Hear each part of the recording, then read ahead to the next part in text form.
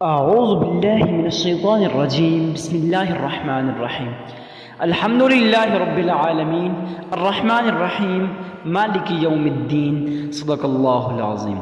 میں گواہی دیتا ہوں کہ اللہ ایک ہے اور وہی عبادت کے لائق ہے، اور وہ تمام مخلوق کا پالنے والا خالق، مالک اور رازق بھی ہے۔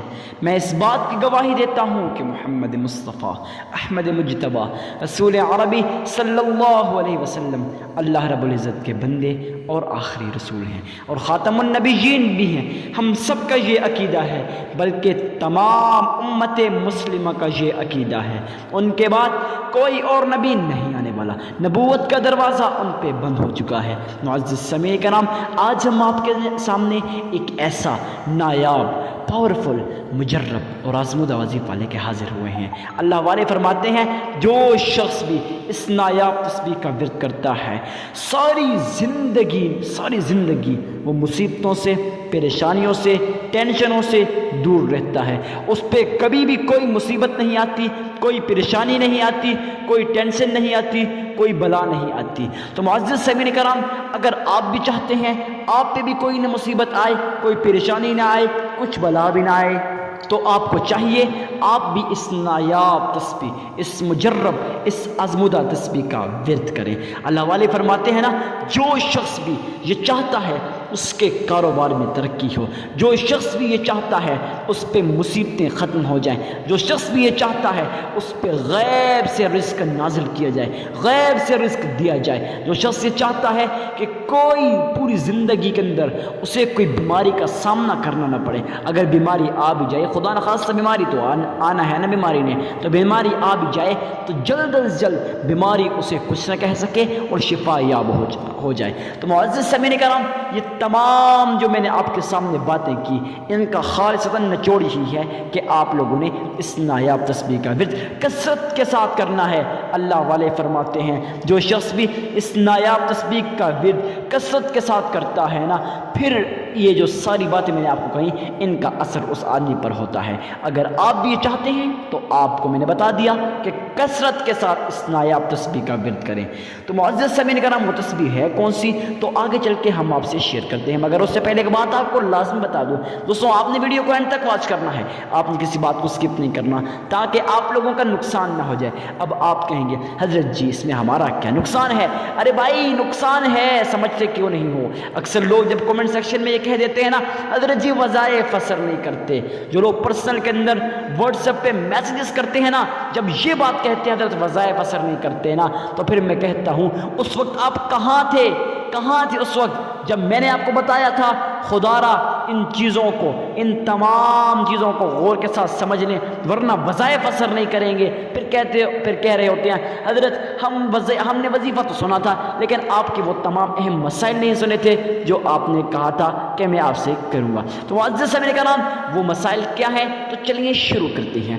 سب سے پہلے آپ لوگوں نے اللہ کے حضور صدقہ دینا ہے۔ اور صدقہ کیوں دینا ہے؟ صدقہ اس لیے دینا ہے، صدقہ دینے سے فیوچر کے اندر، آنے والے کل کے اندر، آنے والے ٹائم کے اندر آپ پہ جو بھی مصیبت آنے والی ہوتی ہے، جو بھی پریشانی آنے والی ہوتی ہے، جو بھی بلا آنے والی ہوتی ہے، وہ بلائیں، وہ مصیبتیں، وہ پریشانیاں، وہ ٹینشنیں جڑ سے ختم ہو جاتی ہیں۔ اگر آپ بھی چاہتے ہیں نا آپ کی مصیبتیں، پریشانیاں جڑ سے ختم ہو جائیں، تو آپ لوگوں نے اللہ کی راہ میں صدقہ دینا ہے۔ اب صدقہ کیوں دینا ہے بتا دیتا ہوں۔ نمبر ایک فائدہ سن لیجئے غور کے ساتھ، پھر بات نہیں ہے کہ عادت وظائف اثر نہیں کرتے، کریں گے کیوں نہیں کرتے وظائف اثر؟ کون کہتے ہیں وظائف اثر نہیں کرتے؟ ارے بھائی میں کرتا ہوں، وظائف اثر ہوتے ہیں، اور میرے جو فرینڈ ہیں، دوست ہیں، جو اکثر لوگ ایسے ہیں جنہوں نے وظائف کے ذریعے ہی اپنی ساری زندگی بدل دی ہے، اپنے نصیب بدل دیے ہیں۔ نصیب اور مقدر کے بندتانے جو کھل نہیں رہے تھے، جو وظائف جو ہے نا، ان کی اتنی پاور ہے، ان نصیب اور مقدر کے بند تالوں کو بھی کھول دیا۔ جی ہاں، آزمائیں، آزمانا تو نہیں چاہیے، لیکن اگر آپ کا شک ہے دور کرنے کے لیے آزما بھی سکتے ہیں۔ صدقہ دینا ہے۔ صدقہ کیوں دینا ہے؟ کہ صدقہ دینے سے اللہ پاک خوش ہوتے ہیں۔ نمبر دو بات یہ، صدقہ دینے سے آپ کا وظیفہ 100 میں سے 101% قبول ہوتا ہے۔ اب صدقہ دینا ہے یہ تو پتہ چل گیا، لیکن یہ چیز کا پتہ نہیں چلا، ارے بھائی صدقہ تو دینا ہے مگر کتنا دینا ہے، کس کو دینا ہے، بتا دیتا ہوں۔ آئیے بتاتے ہیں آپ کو کہ صدقہ کیوں دینا ہے، کتنا دینا ہے۔ آپ لوگوں نے صدقہ اللہ کے حضور کسی غریب، کسی مسکین، کسی عاجز، کسی فقیر اور کسی لاچار کو دینا ہے۔ ان لوگوں کو کیوں دینا ہے؟ کیونکہ یہ لوگ آپ کے صدقے کی محتاج ہوتے ہیں۔ جب آپ لوگ ان کی مدد کرتے ہیں نا، یقین جانے میرا رب آپ کی مدد کرتا ہے، آپ کو پھر غیب کے خزانوں سے رزق عطا کرتا ہے۔ اس لیے آپ نے اللہ کی راہ میں صدقہ دینا ہے۔ اب نمبر 1 بات تو یہ ہوگی صدقہ کس کو دینا ہے، بتا دیا۔ صدقہ کتنا دینا ہے تو سن لیجئے، جتنی بھی آپ کی استطاعت ہو، اگر 1 روپے ہے نا، 1 روپے 1 آنا ہے، وہ بھی اللہ کی راہ میں دیجئے، اس میں شرمانے کی کیا بات ہے۔ اب آپ لوگوں نے اللہ کی راہ میں صدقہ دے دیا، اس کے بعد اللہ کے حضور آپ لوگوں نے 3 مرتبہ درود ابراہیمی کو پڑھنا ہے۔ درود ابراہیمی کو کتنی بار پڑھنا ہے، کیسے پڑھنا ہے تو میں آپ کو بتا دیتا ہوں۔ معزز سامعین کرام، آپ لوگوں نے درود ابراہیمی کو کچھ اس طرح سے پڑھنا ہے گویا آپ روضہ رسول کی جالیوں کے سامنے کھڑے ہو۔